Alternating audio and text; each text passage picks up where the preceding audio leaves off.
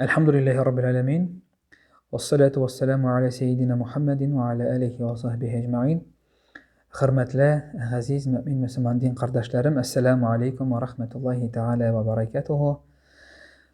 Allah subhanahu ve teala'nın özünün kıllarına, məhluklarına rəhməti şiksiz. Менә onun tağın bir rəhməti белән безнең tağın bir җомга, tağın bir атна вакыт үтеп китте, әманәт итеп бирелгән. Bir атна вакытыбыз үтеп китте. Шушы ике җомга арасында, шушы атна эчендә кылган о намазларыбызны, торгызган намазларыбызны, кылган зикр, тәсбих, дугаларыбызны Аллаһ Тәала рия гамәлләрдән кылмыйча, ихлас күңелләребездән кылган гамәлләребез итеп, һәрберебездән дә үз рәхмәте белән кабулладан әйләсен иде. Без Аллаһ Тәгалә рәхмәтеннән өмет итеп, шушы язмаларыбызны, кыска гына насихатларыбызны дәвам итәбез. Аллаһ Тәгалә кабуллардан кылсын. Мөхтәрәм җәмәгать, менә бүген шундый гади, әмма ләкин һәрберебез өчен дә бик мөһим булган, һәрберебез өчен дә бик кирәк булган мәсьәлә турында сүз алып барабыз, иншаалла. Сүз алып барабыз, ул да булса гыйлем турында, белем турында, шушы зихен турында. Менә Аллаһ Субхану ва Тааля Адәм баласын шундый өстенлек белән кылган. Без беләбез, Коръәни Кәримнән Аллаһ Субхану ва Тааля атабыз Адәм алейхиссәламны яраткач, аңа инде бөтен күк әһелләренә атабыз Адәмгә сәҗдә кылырга кушты. Галимнәрнең менә тәфсирләренә карасак, Адәм баласы иң әүвәл акыл белән өстен булды. Аның ихтияр көче бар, аның акылы бар. Без сайлый алабыз. Теге юлны, бу юлны, хаклык юлны, батыл юлны, дөресне һәм дөрес булмаганны без аера алабыз. Әмма ләкин дөрес белән дөрес булмаган юлны аерып алганнан соң, шушы хаклык юлыннан барыр өчен дин кирәк. Акыл кирәк аерырга, дөрес. Әмма ләкин акыл белә аңлый, анализировать итә, эшләп чыгара бер фикер, менә шушы дөрес ди, бу дөрес, менә бусы дөрес түгел ди, бусы ак, бусы кара ди. Ләкин инде кара белән акны аерып, шушы ак юлны, дөрес юлны, әйе, дин хак, бусы хак, тегесе хак, Аллаһ Тәгалә бар дигәннән соң, шушы хаклыкны аерганнан соң кабул итеп, шуның белән яшәү, шуның белән барыр өчен ихтияр көче кирәк, дин кирәк, рухи көч кирәк. Менә шуңа күрә менә монда белү белән үтәү арасында зур аерма бар, ара бар, ул да булса ихтияр көче дип атала. Менә Allah Subhanahu wa Ta'ala Kur'an-ı Kerim'de de bizge aytib ötә. İnnemâ yahşallâhe min ibâdihil ulemâ, innallâhe azîzun gafur diye Allah Subhanahu wa Ta'ala aytә. Allah'ın kılları arasından ondan için korku bilen bari tek g'ilim iyələri gene korkarlar diye. G'ilim iyələri, yani muhterem din kardeşlerim, menə Allah'tan korkarlar degen vaqtda kerakmi ularga Allah'ın diyor korkыныç zat etip onda başkası deb yo'q. Korkarlar, yani uyalırlar.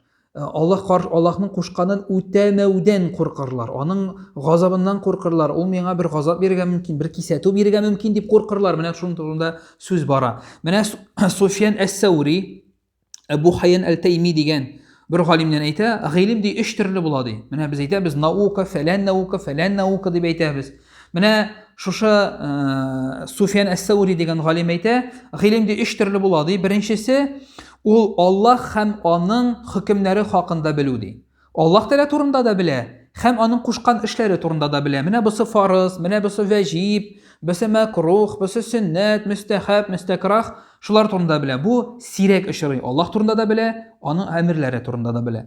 İkincisi de türlü ilim. İkinci türlü ilim Allah hakkında bile, lakin onun emirleri turunda bilmeyi. Ey Allah Teala var de, min bilem, Allah Teala ışanam de, falan fesmetem de. Lakin onun farzları, vecibleri turunda bilmeyi. Üçüncü türlü ilim Allah'ın emirleri hakkında bile, lakin Allah turunda bilmeyi. Eyi farz indi ol, namaz okurga kirek indi ol, hac kirek indi ol, kurban çalırga kirek, zekat çıkarırga kirek bile. Lakin kim ol Allah, nindi ol Allah bilmeyi.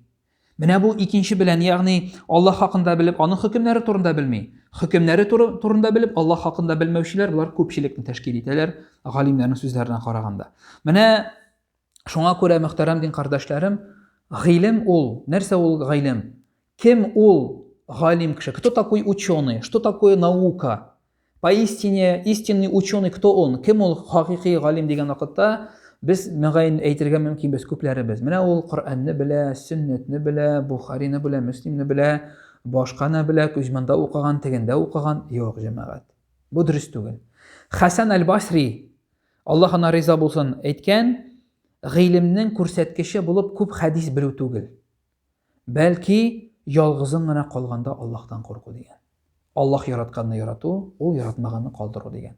Ибн Мәсгуд радиллаһу анһу әйтә, гыйлем ди, гыйлем иясе ул ди, Аллаһтан курку ди. Ягъни гыйлемле булу, гыйлем ул Аллаһтан курку ди. Ягъни Аллаһтан курку менә без әйтеп үттек, аннан бер заттан курыккан кебек түгел, аның газабыннан, аның кашыннан уялып курку.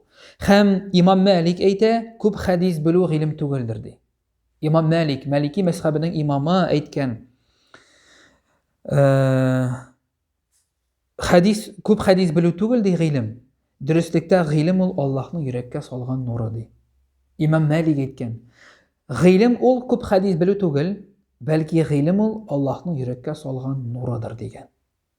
Әгәр дә кеше анда 100 хәдис, ярты Коръәнне яисә бөтен Коръәнне белеп, аның гамәленнән начар әйберләр килә икән, ягъни үзен начар тота, кешеләр белән сөйләшкәндә, хатыны белән, баласы белән, бу кеше гыйлемле түгел. Бөтен Коръәнне белсен, бөтен сөннәтне белсен, хәдисләрне белсен, Бухари һәм Муслим җыентыкларын, Абу Даудларны яттан белергә мөмкин, ләкин гамәле җүнле түгел икән, белүеннән бернинди мәгънә юк. Бу гыйлем иясе түгел. Шуңа күрә менә бу бөек шәхесләр әйткәннәр, гыйлем ул Аллаһның йөрәккә салган нуры. Һәм шуны күбрәк алган саен нур яктыра бара, күбәя бара. Шушы яктылык белән син башкаларны җылытасың, башкаларга юл күрсәтәсең. Менә нәрсә ул гыйлем. Без бүген теге гыйлем туплаучы белән гыйлем иясен айырмый башладык. Гыйлем туплау, носитель информации бар, носитель информации. А есть на самом деле знающий ученый или знающий просто. Монда зур айырма бар. Шуңа күрә Аллаһның йөрәккә салган нуры ул гыйлем. Күбрәк өйрәнгән сайын, Аллаһка якынайган сайын, нур җәелә бара. Нур яктыра бара. Ул башкаларга юл күрсәтә, үзенә җәлеп итә.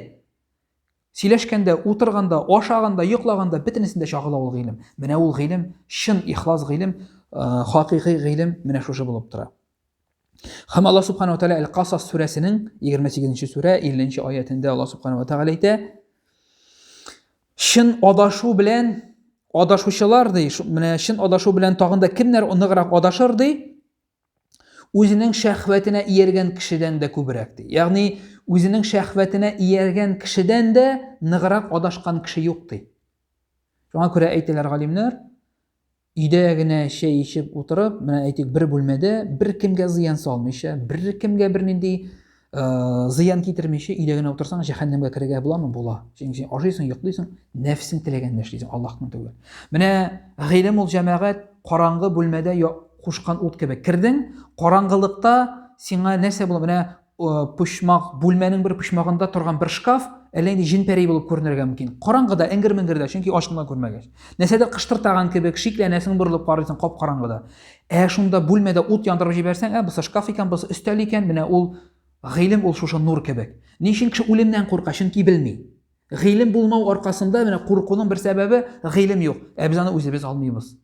Һәм соңгысында менә шуны әйтәсем килә, кайбер кешеләр әйтәләр, мин чиста күңелле кеше. Мин кешенекен алмыйм, үзем эшләп табам, минем гөнаһым юк. Ләкин мин шуны әйтәсем килә. Күз алдына китерегез шундый мөхитне, шундый мәсьәләне. Әйтик, сезгә экзамен бирергә кирәк. Сезгә әйттеләр, экзаменда 4 сорау булачак. Яхшы. Экзаменда 4 сорау булачак. Сезгә сорауны бирделәр кәгазьдә, сез кайтып киттегез өегезгә. Булай карап кына чыктыгыз да, ярар, мин буларны беләм кебек инде дидегез дә, икенче көнне килдегез уку йортына имтихан бирергә. Имтиханга кирип утырдыгыз, каршыгызда укытучы басып тора. Сезгә сорау бирделәр, 4 сорау. Сез карыйсыз да әйтәсез: "Апа, или абый, мин чиста күңелле кеше. Мин бу сорауларны беләм" дисез. Файда бармы? Юк. Син чиста күңелледер. Бәлки син ишеткәнсеңдер булар турында, ләкин кәгазьгә язып аңлатып бирә алмасаң, синең нинди мәгънә белүеңнән? Беләсең икән язып бир.